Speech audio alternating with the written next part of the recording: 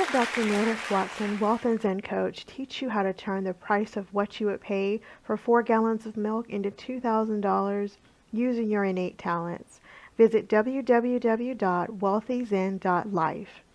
She will help you uncover and dissect your badass narrative, which will allow you to journey into a purpose-driven life where you can afford to do what you want, when you want, as often as you want. Check out her free audio ebook at www. Hello. It's Dr. Meredith Watson, Wealth and Zen Creation Coach. I teach people how to take your innate talents and create wealth and zen. I help you uncover your badass narrative, which will allow you to journey into a purpose-driven life where you can afford to do what you want, when you want, as often as you want. Check out my free ebook at www.wealthyzen.life. Tonight I want to talk about really, what are you keeping yourself from accomplishing? What experiences are you perpetually refusing because your awareness operates at too modest of a level? And what I mean by that is, what are you sacrificing because you don't think you can have it? Or you're giving it up because you're not open to receiving that which the universe is desiring, begging to bestow upon you? What are you holding on to that is in the way of you getting what you truly desire? And what are you holding on to out of complacency that is hindering you and blocking you from what you truly desire?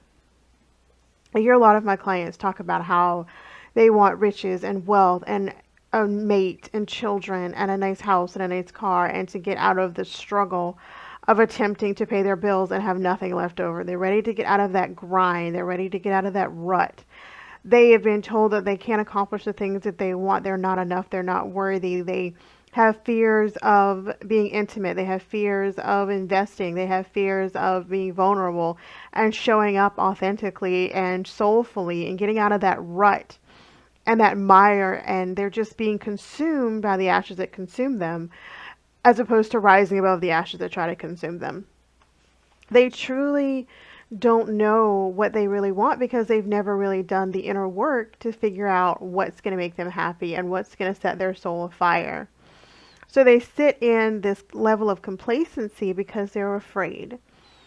I personally was afraid. I remember the first time I realized that I was being gaslit or told that I couldn't accomplish something because of other people's fears. And it started with, I wanted to get my driver's license. I was probably 16, and I failed it a couple times. And I remember standing in front of my grandmother's front porch or in front of her yard, and she telling me that maybe it's not meant for me to learn to drive. And then later on telling me that my birth certificate was incorrect and I was really not legal, so therefore I couldn't leave her home. I couldn't go out and live my own life. That I had to stay under her jurisdiction. And a lot of other gaslighting and a lot of other lies that were told to me just to keep me stifled and stuck in a box created by someone else. And I'm suffocating, not owning my truth and not being my full and authentic self. And then I started to wonder about having the wealth that I so desperately craved. And I realized that the reason I wasn't calling in and achieving the wealth at the level and at the amount and in the intensity and the variables and the intervals that I desired was because I have been taught subconsciously and consciously that money is a tool to control. Money is hard to achieve. Money runs through your fingers. People use you and abuse you when you have money.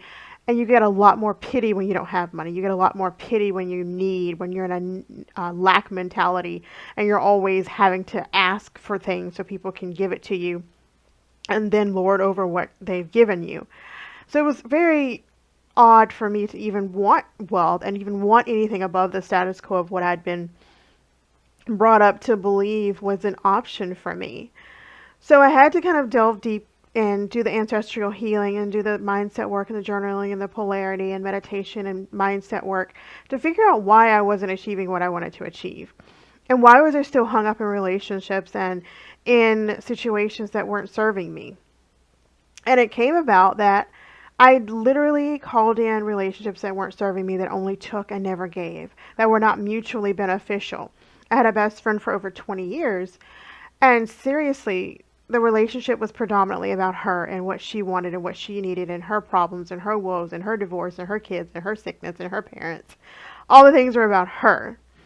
And when it was time for me to lean on her, she couldn't stand up and hold the weight of my woes and sorrows in addition to her own. And we, for many other reasons, fell completely apart. Our relationship did.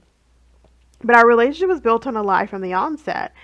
And it was setting the tone or setting the stage to have relationships that don't serve me, that are built on a premise that cannot withstand any level of trauma or anxiety or pain or upheaval or fire to the relationship or trauma to the relationship. And the relationship was built on a lie. It was built on me not thinking that I deserve a relationship that is mutually beneficial, that is built on trust and mutual communication and core values. Relationships need to be built on a commonality of common values. If you don't believe at the core what the other person believes and it's causing a rift, that's a definite reason to end the relationship. If you only feel like you're being taken from, this person is a leech on your energy, your soul, everything that you have, it's time to withdraw. Even if those relationships are people that you love and adore and really have always had in your life, even if it's your family, even if it's your mate, even if it's sadly one of your children. You cannot continue to give and give and give and give and give and never receive anything in return. A reciprocal relationship is extremely important. A feeling of a belonging, having your needs met, that is basic survival techniques. But if you're not doing those things, you're setting yourself up to fail, you're setting yourself up to get worn out and burn out. Martyrs are burned at the stake. And maybe you were told that you have to live your life a certain way. I was told that I need to teach, live next to my grandmother, live in my hometown, never get married or have a family, just devote my life and energy and resources to the family. And God forbid you break the mold and do something different, you're going to fail. My aunt used to say you're going to bump, which means I guess you're going to fall face first and have an injury of some sort. But, it didn't happen that way. It took me a while to get on the even plane and get where I wanted to be. But overall, to be able to overcome the drama and the limiting beliefs and the old paradigms and the rhetoric and allow myself to create the greatness and create that which I was created to bring into the world with guidance about what was blocking me and created my dream life was exactly what I did and what I want to help other people to do. I did a lot of journaling and ancestral healing and looking back at past generations at what kind of paradigms and rhetoric had been consistently repeated through generation after generation after generation. And what was I supposed to learn this time around? To stand in my own power, to love myself and not need outside validation or approval or cajoling by anyone else, to find the strength and the love within myself, therefore to give that love to other people. Because if you're not being authentically true to yourself, there's no way you can give that love to anyone else whole soul. It's nice to have other people love you, but first you need to love yourself. You need to be able to look in the mirror and draw from that love for yourself and what you've accomplished and what you've overcome. Because if you can't trust anything else I say, this is true to fault. Everything that tried to destroy you, tear you down, kill you, thus far has failed. You've achieved success against everything, every weapon that was set against you, every curse, every spell, every hiccup, every upturn, every upheaval, everything that's gone against you thus far, you have succeeded. Maybe a little broken, maybe a little hurt, maybe a little bruised, maybe a little bitter, but you've overcome it. And the choice for you now is to stay present in the moment, decide what you want for your life, move forward, figure out what you want to do, what's going to best serve you, what's going to best fulfill you, what's going to best fill your cup up. And then if you want to start a business, figure out how you want to serve the world. How do you want to serve your tribe so that they know that you're the person to get them from point A to point B with point A to point Z with ease, grace, finesse, and tenacity. How are you going to market to your people? How are you going to encourage your tribe to drool over your products so that they can run in heels with boils on their feet with credit cards in hand to buy your product, service, or package? How are you going to have your sales funnel? How are you going to close your sale? How are you going to have the mindset to know that you bring the ice cream to the yard in a way that no one else can, and have the faith and the trust within yourself to move into the wealth and the zen and the happiness and joy and creation and no longer be stuck in this muck and miry clay and to rise above the ashes that consume you? Do you have a cheerleader who is going to motivate you and help you catapult your life forward? Do you have someone you can reach out to 24/7 that's going to be in your back pocket helping you create this wealth and zen and journey forward, because as I've said a million times, with the right ignition, you can journey forward into the direction of your most inherent dreams. There's nothing stopping you but you. And there's ways in which you can achieve the things that you want. You can call in the things you want. You are a child of an infinite source. Everything you want is yours to have, but you have to be in the right vibration and the right frequency, and you have to be in the right frame of mind. It's all about frame of mind to really achieve the things that you want. I teach my daughter every single day that everything she wants is hers to have. If it is hers to have, if it weren't hers to have, she wouldn't have this yearning gut feeling of going after it. But because it's something that is innate in her, wanting to come out and be born into this world, and she can show the world what she's working with, even at her young age, she has to believe that it's hers to have. I totally believe that everything I want is mine to have. The car, the house, the wealth, the family, the friends, the peace, the travel, the good food. Everybody knows I love food. The clients who I'm actually hoping to have extraordinarily positive, exquisite results through working with me and working with my product, services, and packages to show the world what they're working with through their product, services, or packages. And dissecting your badass narrative, yeah, there's a lot of work involved, especially mind work. You have to be ready to dig deep and really be ready for what you're going to find. I had no idea I was going to find out that I had limiting beliefs that really were keeping me stuck, and that I didn't believe in myself. That I had mother issues, daddy issues, that I had to overcome the disdain I had for the feminine side of myself. I was always in the masculine, thinking that I had to be a tiger and go after everything, that I wasn't open to receiving. Because to me, receiving was weak. Receiving meant that people were going to have control over me and ask me questions that were none of their damn business.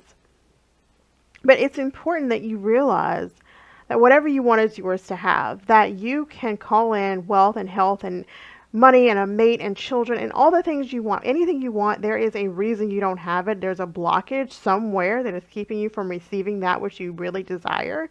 And you can remove that block, tear it up, break it down, push it off the side of a cliff and crack it open and start being open to receiving, and have that light, have that connection and alignment with Source, Creator, Universe, God, Jehovah, whoever you call on that's bigger than you. And you can co-create with this infinite source to have the things that you want. It's not all woo, it's not all woo-woo and crocs and, pipe dreams. You can have what you want. People are totally having what they want, and they're calling in the desires of their heart because they're open to receiving it. It's really important that you start to believe that what you want is yours to have. And if you're not open to receiving, you're never going to achieve the things you want. It's really important that you start calling in the things that you really believe that are yours to have. You need to start visualizing the things that you want. Start visualizing yourself in that house, with that mate, with that family, in a piece of tranquility and vacation and health and wealth. And it's really important that you never, ever forget that what you want is yours to have. That when you start visualizing, setting the intention, taking the inspired action, calling in what you want, getting in the right vibration and frequency of the things that you truly desire, nothing in this world can stop you. You can call in the things that you want, and you can have them like that. Because you're setting the intention, you're taking the inspired action, you're making the changes, you're doing the work, you're figuring out what blocks are keeping you stuck, and you're removing them, tearing them apart, then there's nothing stopping you. But the first step is you have to know it's yours to have. You have to believe that from the core, at the gut, and you also have to be able to think for yourself. Mom, dad, sister, brother, everybody, those people are wonderful to have in your life, but they cannot dictate who you're going to be, what you're going to accomplish, and what you're going to call into your life. You can let them tear you down if you want to, but at the end of the day, you have to decide the buck stops here. Those limiting beliefs and old paradigms and rhetoric and curses and paradigms and systems and consistent of the same toxic behavior can stop with you. Because what are you teaching your children? What are you showing to yourself when you look in the mirror? Looking in the mirror and hating who you are is not the way to live. Looking in the mirror and regretting decisions that you could have changed, or even just not making a conscious effort to go forth and change going forward and making a different life for yourself going forward, that's no way to live. I woke up one morning and I hated my life. I didn't want to live. I was upset that God let me live another day, and I knew that was the key to changing. I sat on the sofa with my brand new daughter, and I knew I did not want to teach her that misery was normal. I wanted to have a life that was full of happiness and joy and tranquility and wealth and health and travel and good food and a home that I could feel was my oasis. But I very well could not do that if I was stuck in the limiting beliefs and the old paradigms that told me that not only could I not be happy, but you staying stuck was, admirable. Joy isn't yours to have. You're just supposed to keep drudging along and being miserable. And look at the people around you. Are they miserable?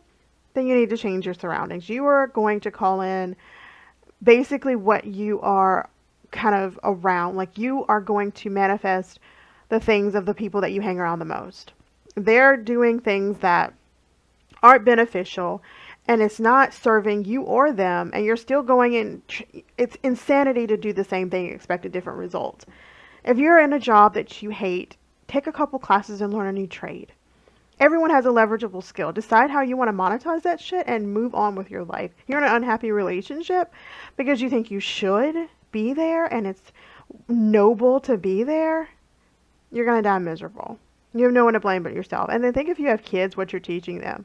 It's not about keeping your vows. It's not about keeping your promises. Those are important qualities to teach yourself and your friends and family and your kids.